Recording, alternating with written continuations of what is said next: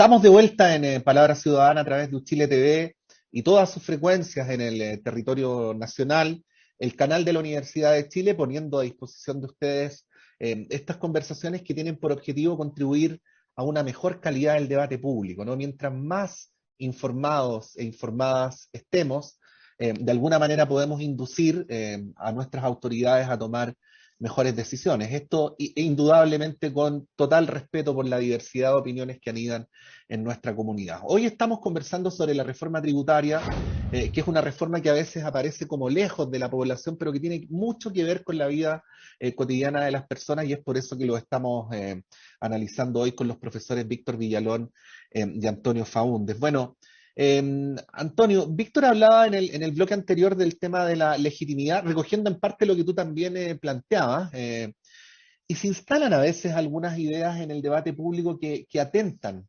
contra la legitimidad, ¿no? Con esta posición que debería ser generalizada de que el sistema tributario que tenemos es un sistema de bien común, ¿no? Y voy a poner un solo ejemplo, porque podríamos poner varios.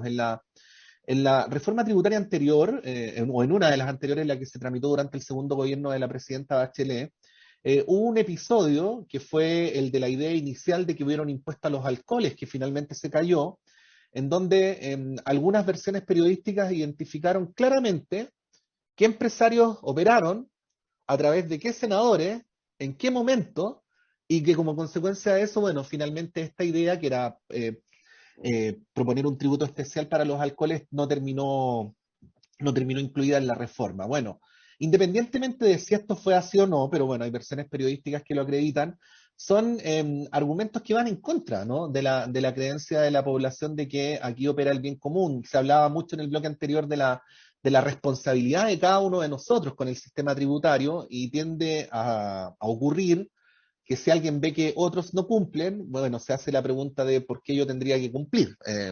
Aquí hay un tema que yo sé que es cualitativo, pero que es técnico al mismo tiempo. Y quería preguntarte, Antonio, ¿cómo lo ves? ¿Qué análisis podemos hacer para efectos de esto, ¿no? Que es tan central en una reforma como esta, que es la de la legitimidad? Fíjate, Patricio, muy interesante tu pregunta porque, y esto se conecta con lo que planteaba también Víctor, sobre por qué necesitamos o por qué no hay un cambio tan estructural hoy en día, con cada reforma que hemos visto que pareciera que son cambios menores que se están generando. Yo agregaría como segundo ejemplo las rentas presuntas. Ya Ujú. tú estabas hablando del impuesto al alcohol, pero también un ejemplo también patente al día de hoy son las rentas presuntas. O sea, ya se ha visto el intento de cada gobierno de poder eliminar el régimen de renta presunta y hasta el momento no se ha logrado. Bueno, los motivos también uno podría decir o especular se desconocen y si hay o no una presión del sector empresarial, bueno, no lo sabemos todavía, pero ¿por qué no se logra eliminar ese régimen? Todavía es un misterio. Ahora, sumado a eso, Patricio, fíjate que eh, la falta de un cambio, claro, uno podría trasladarse al año 2014, donde sí había una modificación estructural dentro del régimen tributario de eliminar definitivamente un sistema integrado, pasar a una desintegración, hablando de este antiguo régimen que era la renta atribuida, ¿ya? Finalmente ese régimen fracasó y no se logró concretar, sin perjuicio de que se estableció un régimen paralelo que fue el semi-integrado, o sea, se mantuvo en parte este régimen atribuido. Ahora, sin perjuicio de eso, hay datos que son más preocupantes hoy en día. Y me refiero, por ejemplo, a uno de los antecedentes que tuvo esta reforma tributaria, que fue dentro del diagnóstico distributivo, que el 0,01% de los contribuyentes de mayores ingresos están en definitiva teniendo cargas menores de aquellos que pagan o que reciben menores ingresos. Entonces, eso concretamente es impresentable. O sea, si uno ve cuál es en definitiva el problema que se genera dentro de la progresión de los impuestos, esta progresividad es hoy en día un problema y yo creo que en gran medida también se genera por el impuesto regresivo del IVA. ¿Ah? En Ujú. donde la mayor parte de recaudación, claro, es un 40%, y ¿quién está soportando el IVA? No discrimina, o sea, en definitiva estamos hablando de que todas las personas a nivel transversal están soportando esta carga y ese es un problema de legitimidad del sistema. Entonces, cuando yo indico que es impresentable que un sistema tributario en el cual el 0,01% de los contribuyentes mayores ingresos están pagando una menor carga efectiva, yo creo que eso amerita un cambio y que yo creo que todavía este gobierno ni el que viene, tal vez 2 gobiernos más, no lo van a poder lograr. Necesitamos un acuerdo, y ahí respondiendo ya derechamente tu pregunta, Patricio.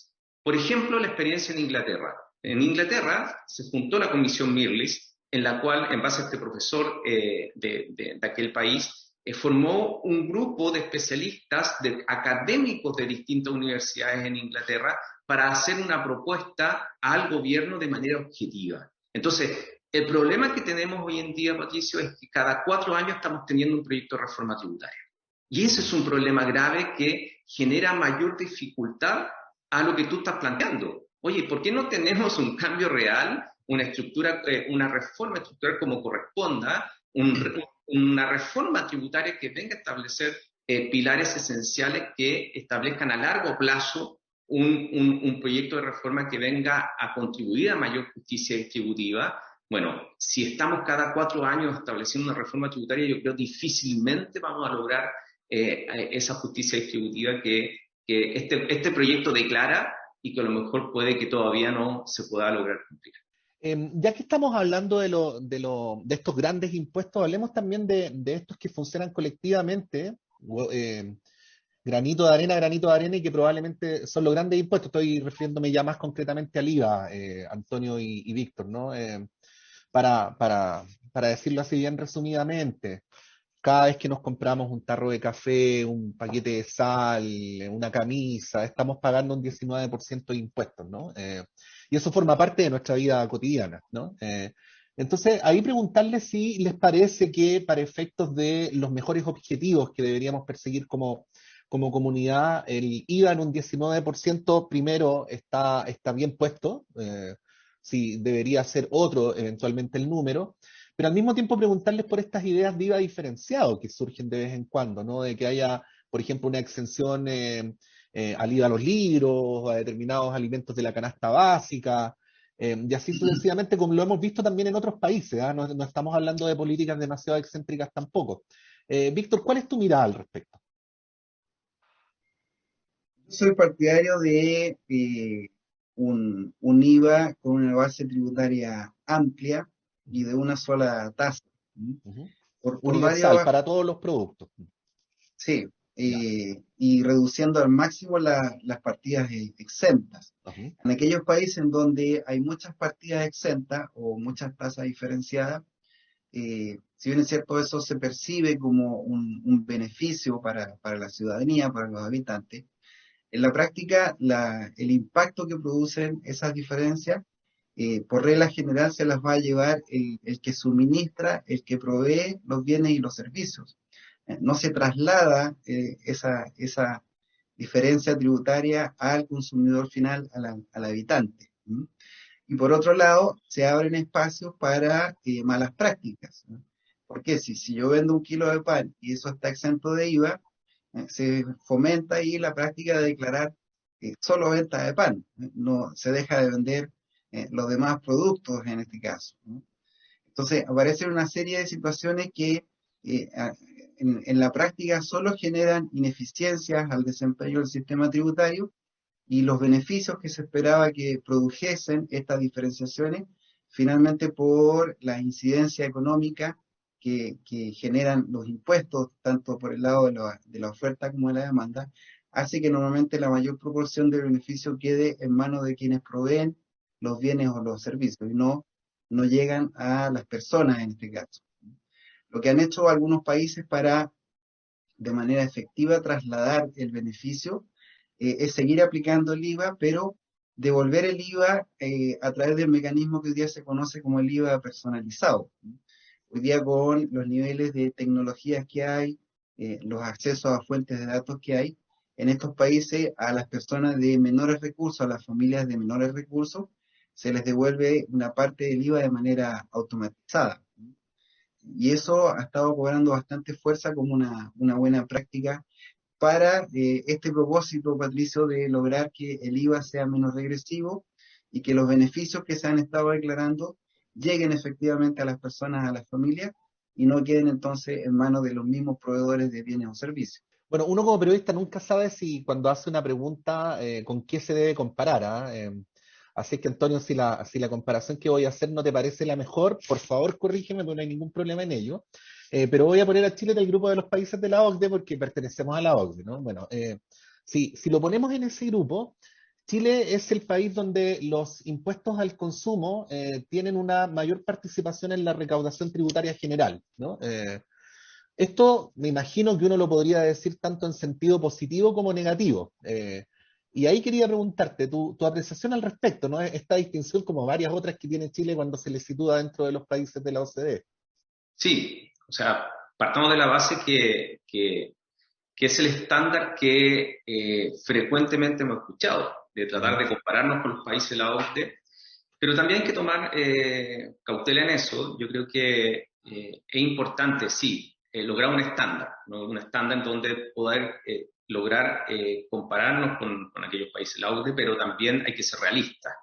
En ese sentido, Chile todavía está lejos de poder lograr una comparación con países o potencias desarrolladas. Entonces, hay que ser un poco cauteloso a la hora de establecer este tipo de comparaciones. Ahora, sin perjuicio de eso, y también a propósito de lo mismo, el IVA, claro, es un impuesto regresivo hoy en día que sin duda está afectando o afecta de manera transversal a todos los contribuyentes. Y es el mayor problema que se ve en términos de lograr una justicia distributiva o lograr en definitiva un mecanismo de contribución de los impuestos en donde resta la posibilidad de que los que ganen más aporten mucho más en impuestos en este país. Ahora, también yo coincido en ese sentido con Víctor en que establecer IVA diferenciado yo creo que tiene que ser acá una tasa plana para todos, y focalizar esos sí los beneficios, claro, a nivel de posibles devoluciones que se puedan generar a nivel de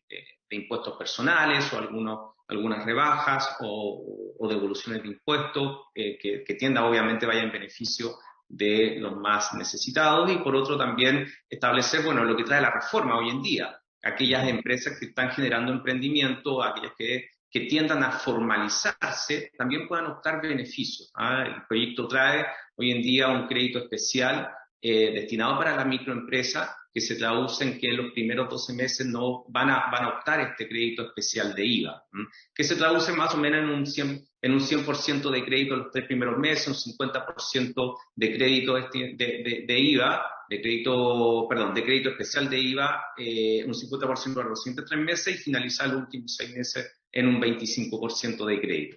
Yo creo que esas medidas, claro, más a propósito de disminución, rebaja o descuento sobre el mismo impuesto, yo creo que son buenas, pero establecer una tasa plana yo creo que es lo ideal. Finalizo con esto, Víctor, a propósito de este debate tributario, pero también de otros que hemos tenido. Uno se encuentra de repente con la siguiente afirmación a través de los medios, que se le transmite a la ciudadanía. Tenga cuidado con este tema de los impuestos, porque si se le aplica a tal persona o a tal grupo, y como las relaciones económicas en la sociedad son relaciones de poder, si ese grupo puede, se los va a traspasar a usted de vuelta, ¿no? Y probablemente va a ser usted el que va a terminar pagando los impuestos, aunque no sea el destinatario directo de ellos, ¿no? ¿Qué tan cierta es esa afirmación y cómo ponderarlo en la realidad tributaria de Chile y a propósito de esta misma reforma? Bueno, algo de eso trataba de explicar en la pregunta anterior. Ujú, Eso se mide, Patricia. ujú. Eh, la pérdida de eficiencia que produce la introducción de nuevos impuestos o el cambio en los impuestos. Y esa pérdida de eficiencia afecta, en este caso, a las personas, a las empresas, dado que los recursos que tenían disponibles en parte ahora se van a destinar a pagar impuestos y no a movilizar bienes, movilizar servicios, flujo de dinero o las mismas personas. Y eso se mide de manera regular. Nuevamente, en el caso de nuestro país, no se suele señalar o publicar qué pasa con estas mediciones, por ejemplo, con las reformas anteriores. Yo Ujú, insistir ahí que tenemos una deuda de ser más transparente nosotros ujú. mismos en cuál ha sido el desempeño de estos cambios. Entonces, en ese contexto, eh, yo trataría, ¿cierto?, de establecer una forma de medición del desempeño en donde quede transparente esto que tú estás preguntando, bueno, ¿qué pasó con el beneficio, la rebaja, la exención? ¿A quién benefició más? Ujú. Y de acuerdo a los estudios que hay, insistir, no necesariamente el caso de Chile, y ya lo planteaba anteriormente, usualmente es el proveedor de los bienes o servicios el que se va quedando con esta parte mayoritaria del beneficio, ya sea porque le recarga directamente el mayor gasto de impuestos a los consumidores, a sus clientes, o porque el diseño de la norma tributaria lo coloca a él en primer lugar como beneficiario de esa ventaja tributaria. ¿Mm? Ujú.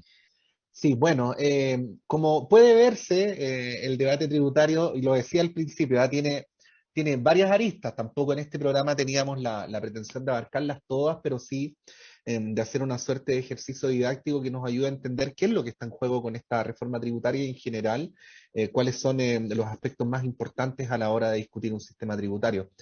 Agradecer infinitamente porque en Uchile TV tratamos de acercar los contenidos a la población por su aporte el día de hoy a los profesores Víctor Villalón de la Universidad de Chile. Muchas gracias, Víctor, por la posibilidad de haber escuchado tus planteamientos y tus análisis. Gracias, Patricio. Encantado de estar acá con ustedes y ojalá, bueno, lo que planteaba al principio, yo creo que nos debemos un sistema tributario estable, que goce de legitimidad, y que sea eficiente, que sea simple y que logremos cumplir los principios que uno esperaría para un sistema tributario. Por ejemplo, el de equidad tributaria o el de certeza tributaria, ciertamente. Yo creo que hace falta hacer un esfuerzo para que nos autoformulemos un sistema tributario estable y de largo plazo. Gracias, Víctor. Y agradecerle también a Antonio Faúndez, profesor de la Pontificia Universidad Católica Valparaíso. Gracias, Antonio, por haber estado con nosotros y con nuestros televidentes el día de hoy. Muchas gracias, Patricio, por la invitación y también yo creo que es importante que ojalá todavía no se ha aprobado este proyecto, pero ojalá por el camino pueda tener este foco de considerar no tan solo una transparencia fiscal de un punto de vista del Estado, sino que también incentivar o generar medidas o herramientas de incentivos para los contribuyentes para acercarlos. Los contribuyentes no son enemigos de la administración tributaria. Creo que acá tiene que haber un nexo en que permita la conexión entre la cooperación por parte de los contribuyentes y también por las medidas de fiscalización que se puedan implementar a través de la administración tributaria. Yo creo que también eso es importante recalcar. Yo creo que la sostenibilidad tributaria, que es un concepto que hoy en día poco se ha estudiado o se ha planteado, en términos especialmente de investigación, yo creo que el foco de sostenibilidad es lo que falta en esta reforma desde el punto de vista de los contribuyentes. Así que yo creo que ese llamado es importante, especialmente si queremos aspirar a una justicia distributiva. Muchas gracias, Antonio, y gracias a Víctor. Y estamos llegando al final de esta edición de Palabra Ciudadana a través de las pantallas de Uchile TV. Estamos llegando a todo el país, no se olviden de esto, en la región metropolitana, en el 11.2 de la señal digital y a través de distintos canales en todo nuestro territorio. Estamos en nuestro sitio web, en uchiletv.cl. No se olviden que también estamos en Facebook, en Twitter y en Instagram a través de nuestras cuentas Uchile TV y por supuesto también nos pueden escribir al correo electrónico canal uchiletv@uchile.cl. Y además, por si hay algún programa que quiera volver a ver, si quiere repasar nuestra programación, recuerden que están todos nuestros programas en el canal de YouTube de la Universidad de Chile. Que estén muy bien y nos encontramos en una próxima edición de Palabra Ciudadana.